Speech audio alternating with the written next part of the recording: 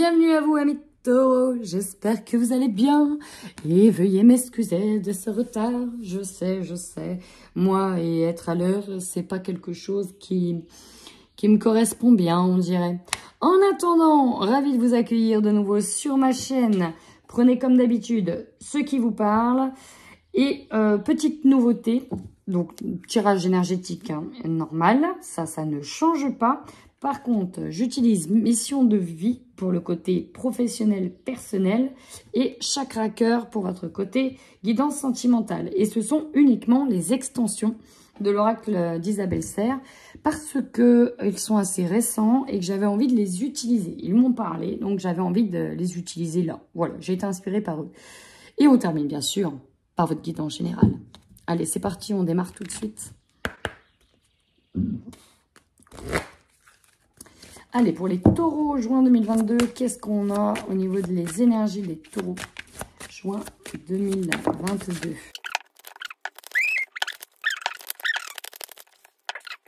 Direct, hein, moi, quand je fais votre tirage, je vous mets un peu en lien avec les scorpions qui sont aussi, comme qui dirait, très intuitifs.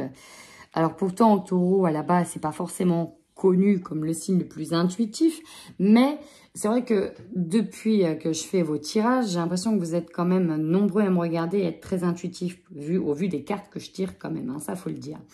Alors, amis taureaux, en tout cas votre intuition vous guide sincèrement de plus en plus et vous vous rendez compte que c'est un véritable radar du bon comme du mauvais.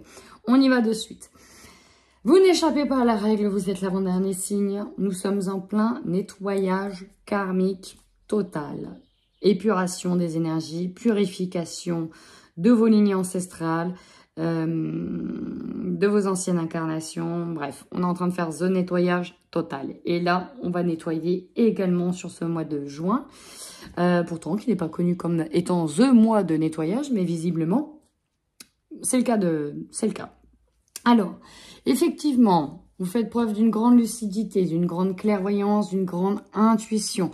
Mais attention, vous pouvez être en même temps rattrapé par votre mental, vous voulez faire plusieurs choses en même temps, vous avez peut-être trop d'informations en même temps. Du coup, ça peut donner à des... Je vais commencer un truc, je le finirai après, puis je recommence là, et puis du coup, un peu fouillon. Hein, on a peut-être trop d'envie, peut-être qu'on est motivé davantage pour travailler, notamment dans l'ésotérisme ou notamment dans tout ce qui va toucher la spiritualité, mais en même temps à un projet qui vous tient à cœur et dans lequel il y a des idées qui foisonnent au taquet, mais du coup, il va falloir canaliser un petit peu ça, parce que là, on voit bien, dispersion d'énergie, ça peut partir dans tous les sens. Attention. Carte centrale, et elle va un petit peu avec l'émotion de la colère. Il y a quand même quelque chose ici qui vous chagrine, je dirais une répétition de schéma avec la lignée de karmique, dans lequel là, vous décidez sincèrement de faire ce nettoyage. Alors, ça peut être une situation, ça peut être une problématique personnelle, une problématique de santé, relationnelle, sentimentale. Bref, une répétition de schéma que vous avez constaté depuis le début de votre vie peut-être, dans lequel on veut vraiment travailler dessus. C'est pour ça qu'on veut couper avec les liens toxiques, abandonner ce bagage qui ne vous sert strictement à rien, si ce n'est à plomber votre vie actuelle. Donc, c'est vraiment ça, et c'est ça qui peut vous mettre en colère, c'est ce côté répétitif. Ce côté schéma qui repointe le bout de son nez, on se dit non.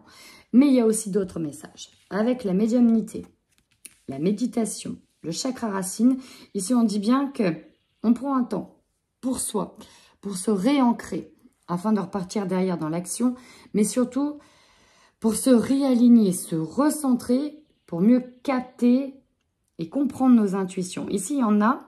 Alors, je vais parler de ceux qui sont déjà très éveillés après, mais là, j'ai aussi beaucoup de réveils pour certains. Et j'ai l'impression qu'on en prend conscience et on se dit, mince, j'ai vraiment besoin d'un temps de silence, un temps pour moi, pour comprendre ce qu'il se passe autour de moi, pour comprendre mes ressentis qui commencent à être vraiment de plus en plus exacerbés. On me dit aussi, et ça, ouais, je frissonne un peu, et je le constate que vous constatez... J'ai envie de dire la magie qui se passe en ce moment avec les lois de l'univers.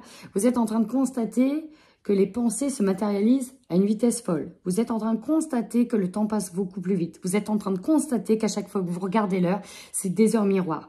Vous êtes en train de constater beaucoup de choses. Vous êtes en train de constater qu'autour de vous, beaucoup de gens se réveillent, beaucoup de gens ont arrêté de penser peut-être la même chose voilà, ces 2 dernières années, ça a été compliqué. Et il y a quelque chose qui change. Et vous êtes en train de capter toutes ces énergies-là.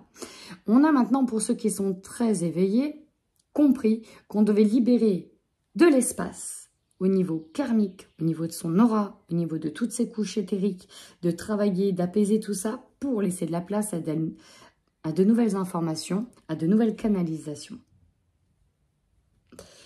Et donc, peut-être qu'il y en a qui vont se mettre aussi à la méditation ou méditer davantage. Alors, méditer, c'est aussi, on peut méditer en jardinant.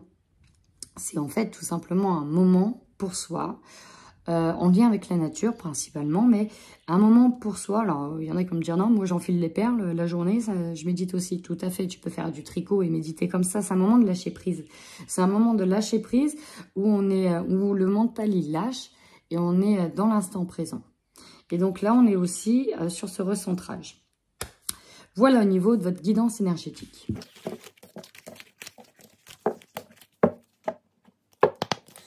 Mission de vie, c'est parti. Alors, ça va être le professionnel, mais aussi vos projets personnels en lien avec vos missions du moment. C'est parti, on y va.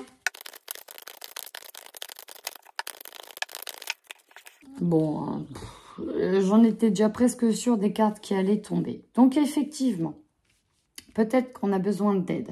Peut-être que l'on va demander de l'aide. Peut-être que l'on va faire de l'aide aux autres. Mais là, c'est surtout pour vous. Là, on va vraiment travailler sur... Alors, ça peut être... j'ai pas eu l'imposteur, mais j'ai eu l'auto-sabotage. C'est OK, le mental. La turbine, c'est qui se met en route pour justement arrêter, couper tout ça. Couper ce côté qui est négatif et néfaste pour vous et qui vous empêche d'ascensionner. Pour ça, on va passer par tout un tas de questionnements. D'où la remise en question, d'où le « je fais le bilan ». Il y a un repos. Effectivement, cette phase de repos pour soi va être important pour savoir ce que l'on doit libérer. On doit en prendre conscience. Il y a véritablement une prise de conscience et on est un peu plus dans l'instant présent, essentiel, je vous dis, pour évoluer, pour aller de l'avant. Regardez ce qu'on a. Projet spirituel. Ah, libération des croyances limitantes. Dis donc. Et oui. Eh ben oui, et oui, la plupart des taureaux qui me regardent, j'ai l'impression que vous êtes très tournés à spiritualité, et c'est pas pour rien que je dis ça. En tout cas, c'est ce que j'ai pu constater de manière générale. Bon, est-ce que je dois en dire davantage encore? J'ai l'impression que j'ai déjà tout dit dans la guidance énergie, et ce tirage ne fait qu'appuyer les propos. Alors oui, peut-être qu'il y en a qui ont besoin justement, c'est marrant, ça aurait pu être mon tirage, je suis absolument pas taureau, c'est pas du tout dans mes voilà, mais je dois être en conjoncture taureau, je sais pas, j'ai la sensation d'avoir la même chose. C'est-à-dire qu'à un moment donné, on a peut-être justement envie de créer un projet, d'ouvrir son auto-entreprise, de créer quelque chose, mais on se dit, voilà, est-ce que c'est le moment? Est-ce que ceci? Qu'est-ce que je dois libérer? Il y a des choses autour de moi qui sont négatives à mon environnement, à mon ascension. Il faut que je coupe avec ça. Je dois me libérer des bagages du passé qui pèsent lourd et qui m'empêchent d'avoir confiance en moi, qui m'empêchent d'avancer, qui m'empêchent de me dire, en fait, qui a le droit, qui m'empêchent de me dire, arrête de t'auto-saboter. Voilà, c'est tout ça. Donc, le projet spirituel, oui, ça peut toucher à tous les domaines ésotériques, la spiritualité, les soins, l'énergétique, le chamanisme, tout ce que vous voulez. Mais ça peut être autre chose. Ça peut être un projet artistique, créatif, quelque chose, en fait, dans lequel vous y trouvez votre propre spiritualité.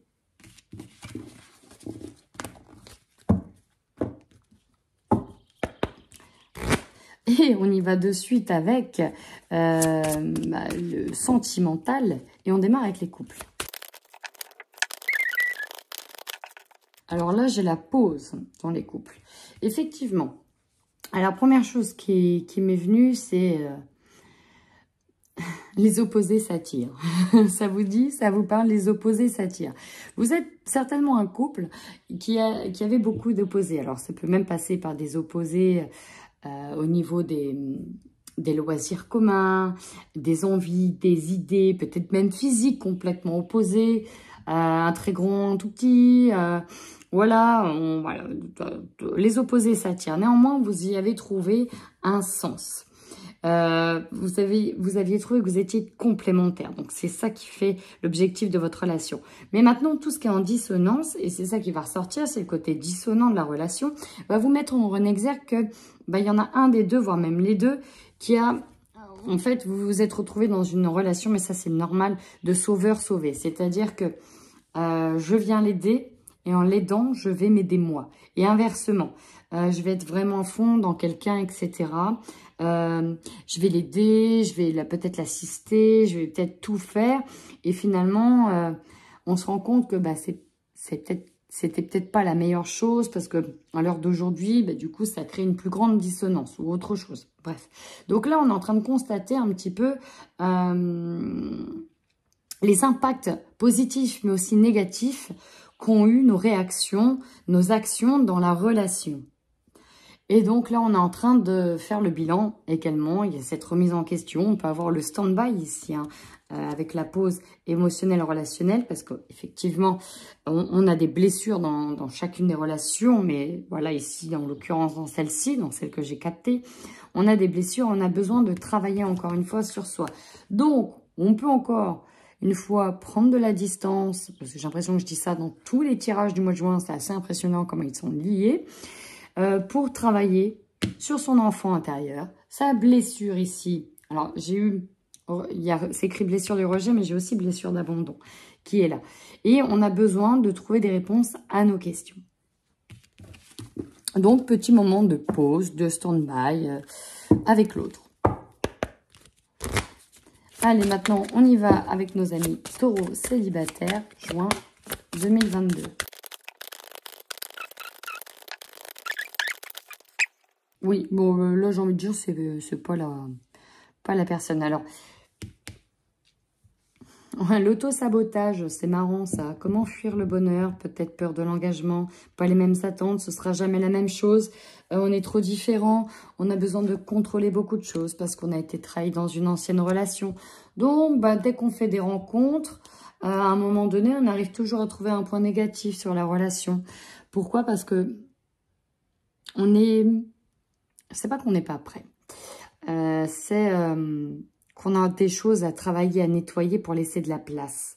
Pour faire rentrer quelqu'un, il faut de la place. Tant qu'il n'y a pas de place, ça se passera pas. Et donc, on pourra trouver finalement tous les superfuges pour dire, non, finalement, ça va pas, ça colle pas avec lui. Pourquoi? Lui, il est comme ça, moi, je suis comme ça. Donc, on n'est pas pareil, ça va pas du tout. Ensuite, lui ou moi... est trop dans le contrôle, oh non, j'ai pas envie de quelqu'un qui me mette un boulet au pied, c'est pas la peine. Moi, mon bonheur, il est comme ci, il est comme ça. Donc, on va fuir pour le moment la relation, c'est plus simple.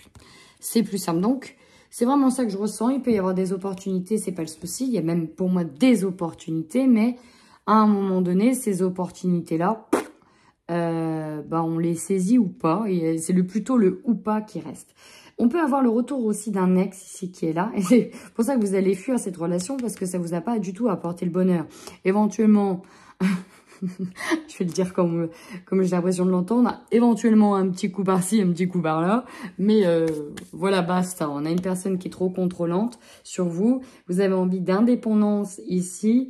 Et puis de toute façon, les aspirations sont trop différentes pour que vous puissiez rester ensemble. Mais il y a quand même l'idée, vous ne me l'enlèverez pas, le coup de l'auto-sabotage de son propre bonheur. Pourquoi y avoir le droit? Oui, mais on vit ceci, on vit cela, peut-être qu'on est trop exigeant. De toute façon, même si on vous présentait la bonne personne, pas sûr, si vous ne travaillez pas sur le côté qui vous fait peur, pas sûr que finalement, vous arriviez à voir que c'est la bonne personne. Parce que tant qu'on n'a pas de place, c'est difficile de laisser la place. Voilà, amis célibataires. Et on termine votre tirage guidance générale sur ce mois de juin. Qu'est-ce qui vient à vous?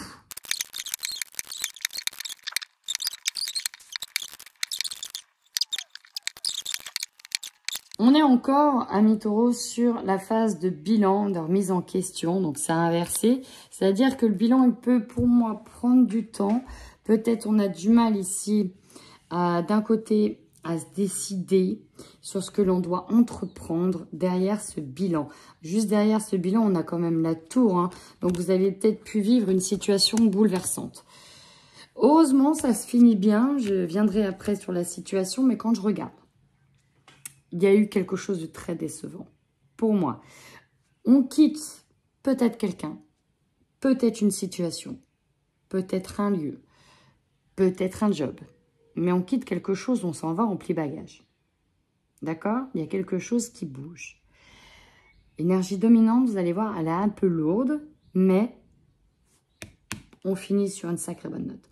Ce que j'ai, donc je vous l'ai dit, votre force, c'est qu'on a pris enfin la décision, on a eu enfin la force de partir, de quitter quelque chose. Alors, en même temps qu'on part, on trimballe un peu un fardeau encore au niveau émotionnel, hein, ça c'est normal.